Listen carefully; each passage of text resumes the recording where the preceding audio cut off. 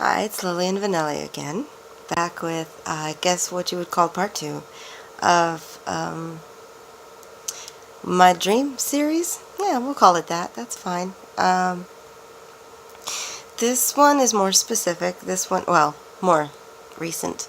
Anyway, last night I had a dream where, first of all, in reality, my mother did live in Fernandina, kind of closer to the Yulee side. And now she's living with my sister, and it's working out fine. But for some reason in the dream, she had decided to move back to Fernandina. This time a little bit closer to the Amelia Island area. I'm assuming, since it seemed more beachy. I don't know. Just based on my surroundings, it seemed as if maybe she had moved closer to the really nice beachy area. Um, but yeah. So what felt familiar as my son, who is 6, in reality almost 7, and what felt like my daughter from reality, who is 14, were there with me in the house. My mother was gone to work, and my husband was gone to the store, or who felt like my husband from reality. I'm going to push this back in my nostrils. What I remembered as my son, who in reality is 16, was not there. But a girl visited my daughter in the dream. Much too old to be hanging out with her, but we've been known to kind of temporarily house, stragglers who'd been mistreated at home over the years. And so I guess in my sleep brain, it didn't occur to me to question it, other than the fact that this girl really gave me the heebie-jeebies. I didn't like her. She really gave me the creeps. And I don't know, just had a really bad feeling about her. And at some point I met her boyfriend, and he pretty much terrified me. And he really gave me a bad vibe. But yeah, I kind of had to ask them to leave. I tried to come up with as nice a way to say it as possible without seeming like a total, party pooper mom. But it just didn't feel right, and so I told them, my mom's not here, this isn't even our place, why don't you guys come back when she's home? And they left. Weren't too thrilled about it, but they left. And I was sitting there, I felt compelled to sit down and watch the news. Watching this news broadcast, and they were talking about this man who, well, they assumed it was a man, had been killing women, but not just killing them, skinning them alive. And, they said that whoever, was injecting them with something, and because they had found, the injection site on the bodies. I don't know how, if they didn't have their skin, but whatever. It was in my dream, who knows. But they described the stuff that he had used to poison them with, and they said that when this is administered, what will happen is, and then they described, basically the process through which the body shuts down. One bit at a time. Your voice goes first, and then your motor skills, your arms will start to go numb and tingly and just, fail completely. And then you crumble, and you are, well, not you, I hate using the word you too much. I apologize for that. It's so, it's kind of a cheating way to describe. But one would lose all motor skills and then collapse. But they would just be paralyzed. But they would be alive. Which is torturous, because they would feel, touch, smell, hear, experience pain, but be paralyzed and not being able to do anything about it. Just really got under my skin. And then they said that it was right around the corner, basically. So we locked all the doors. And for some reason my mother, I guess maybe the people who had lived there before, I understood that the area was bad, even though it was beautiful. I mean, beautiful. Looked rich and hoity-toity, but I guess that was where the expensive drugs were. I don't know. That's an assumption. I locked all the doors. My mother's doors had on both doors were a door handle latch lock and 2 deadbolts, plus a chain each. So I did all 6 locks and both chains, and we just kind of sat there hanging out, and twice the boyfriend and the girl broke in. It was as if they knew the place, they had been there before. They got right in that front door, past the chain, past the deadbolts, past the latch, everything. I don't know how they got in. I didn't see them come in through the window. They came in right through the door. I watched them walk through the door. It really gave me the creeps, and I'm yelling at them and screaming at them, telling them, get out of my house, even though it was my mother's place. And then the third time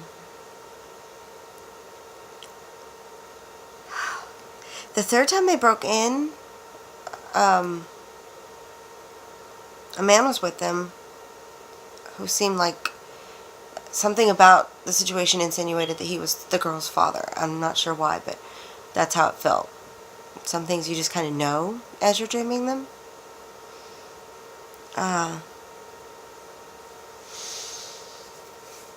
He rushed up at me and injected my left arm with a needle and syringe and squeezed it all in, and I knew that split second.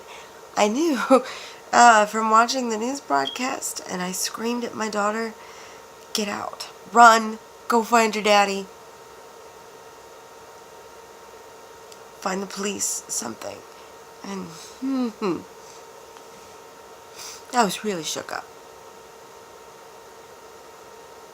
And I grabbed my 6-year-old by the front of his shirt, and yanked him up into my arms.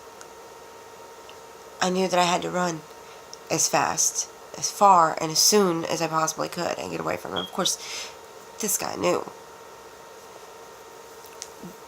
He didn't even try to chase me down. He knew I was about to collapse. He knew that it wouldn't take long to be like that. And I was quick enough to get past him with my son. And I don't know for sure if my daughter got away. That really bugged me for a while. I don't really know for sure if she got away. That really hurt. But I picked him up. I rushed outside. Before I had a chance to yell at people. I knew from the news broadcast, if this is the guy I'm thinking, which all those mother's intuition feelings that I'd been feeling about the guy and the girl, and then the way this guy rushed in and my compulsion to watch that news broadcast, all those things equaled, this is it. Those were warnings. This is it. Before I had a chance to yell at the people outside, I walked outside, and I think there was some sort of a festival going on because it was bright and beautiful and lively and earth tones everywhere. And I tried to yell at the people, but before I had a chance to, he lunged at my right arm. For about an hour after I woke up, I still felt the tinge of pain in my left arm. And got the goosebumps. As of right now, I still feel a pain in my right arm where the needle went in, as if I'd gotten a shot recently. I haven't had a shot since, I was in the hospital in July, and it's March, the end of March. So it's been that long since I had any hospital visits. There's no good reason for me to feel, and I'm so freaked out about that. But, okay, I'm over-dramatizing. But yeah, I do. It makes me really nervous. I don't understand why. I still feel that tender. There's no injection spot or anything, But, I ran and I started yelling, and I wasted the last little bit of my voice yelling out to people that man just poisoned me. That man just poisoned me. That man just poisoned me. Please, somebody help. I went to go put my son down and tell him, go find Daddy. Go find a policeman. Go find Daddy. Go tell them what happened. Run. Don't stop running. But I had wasted my voice. And then I realized I couldn't scream out for my husband. I started screaming his name. I went to go look for him. Or anybody that could help. And I couldn't find my voice. It was literally, okay, stop using the word literally too much. It was as if my voice box had actually just disintegrated. It's the weirdest sensation. It was gone. I couldn't even whisper. No, you couldn't even hear my breath. I could breathe, but you couldn't even hear my breath. I was terrified. I've never been so scared in all my life. And then that excruciating, overwhelming feeling of the epitome of dread. And that's when I started screaming to myself, wake up. There's no way this is real. This absolutely has to be a dream. Please, please, please wake up. And that's when I did. And that whole last, what felt like forever of the dream, I had been screaming and screaming and screaming. And something was happening, like the reverberations, is that the right word? But no sound, like mute. But I felt the pain in my throat, and then I started to feel this tingling sensation in my arms that kept traveling through my body, through the skin between my temples, my arms, my fingers, my shoulders, my upper body, then down and into my legs. And it was sort of like when your limbs fall asleep, but less bitey, more feathery, like electricity. And that's when I started to collapse. And that's how somehow I woke myself up. And when I did, gradually, as if the volume was being turned up, I started to scream and couldn't stop. My husband was lying next to me and trying his hardest, a little frustrated. I can understand why. Like, you just woke me up with a jolt and you're screaming. And I screamed and I cried and I hyperventilated. I had to get up. I had to go and walk around and make sure that I was back in reality. And I grabbed him. I think I hurt him. I grabbed him. I had to physically feel somebody and make sure that I could feel to come out of it. I don't know. There was also another thing that I was compelled to do, and that was make note of what they looked like. I had this overwhelming, intense urge. Something in me commanding, look at them, get a good look of what they look like. The guy had sort of an athletic build, looked like a stereotypical football player. Not a military haircut, but short. Husky guy, not chubby, not fat, but, And the girl was sort of a punk rocky, like she was really feminine, but punk rocky. Like that girl Nikki from Contracted. Yeah. Sort of, but not exactly. She was younger and, but she had that smart-assy attitude. And then the dad was sort of like, he had this Bob Ross type sweater on, like the old, nerd sweaters. Why do I keep quoting? And he had short hair, but it was like a man perm, sort of like the stereotypical Jewish boy haircut. But it wasn't cute on him, and it was starting to go gray.